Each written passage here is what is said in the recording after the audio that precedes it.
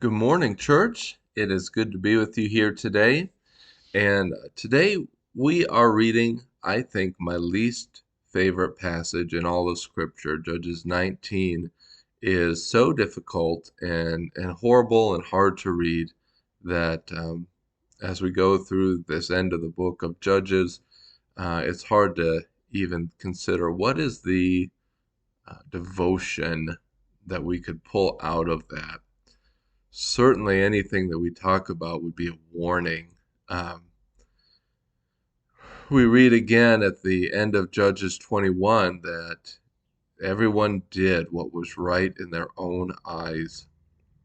And we can see Judges 19 as a culmination of how utterly horrific it is when we have everybody, a whole community, consistently going about doing whatever is right in their eyes. And we know that as Christians, that it's not our way that we are pursuing, it's God's way. We're not supposed to be after our own rights or our own desires. We're supposed to pursue God.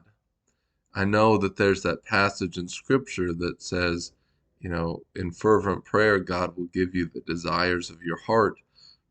But as Christians, all of our desires are directed at God and being pleasing servants to Him, what He wants, fulfilling the commission that He has laid on our life. Our great desire is to love the Lord our God with our heart, soul, mind, and strength.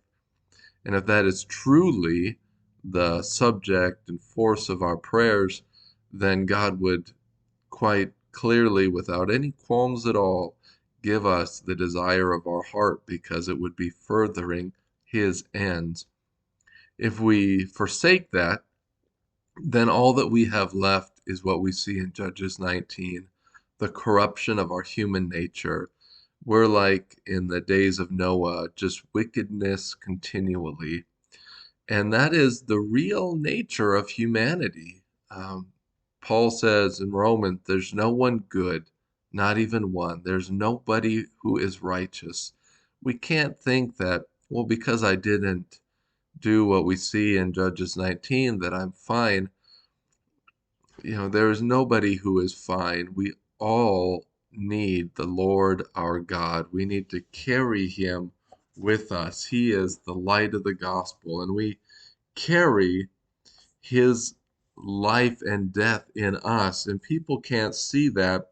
In their case, 2 Corinthians 4:4, the God of this age has blinded the minds of the unbelievers to keep them from seeing the light of the gospel of the glory of Christ, who is the image of God.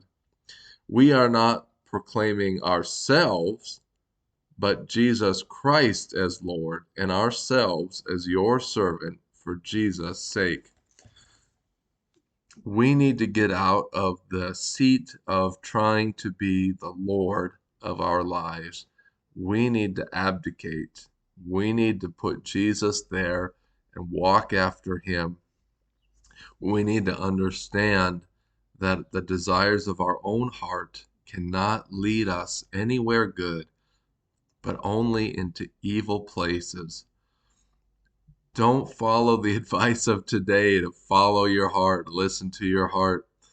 Jeremiah tells us that a heart is deceitful among all things. Who can trust it?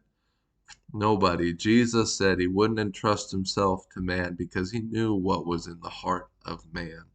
And so let's just be reminded today that whatever is natural in us needs to be put to death to be made alive in the supernatural goodness of God. And in that, from the overflow of what God puts in us, then good things can come, not from ourselves, but from Him alone. I love you, church, and we'll talk to you soon.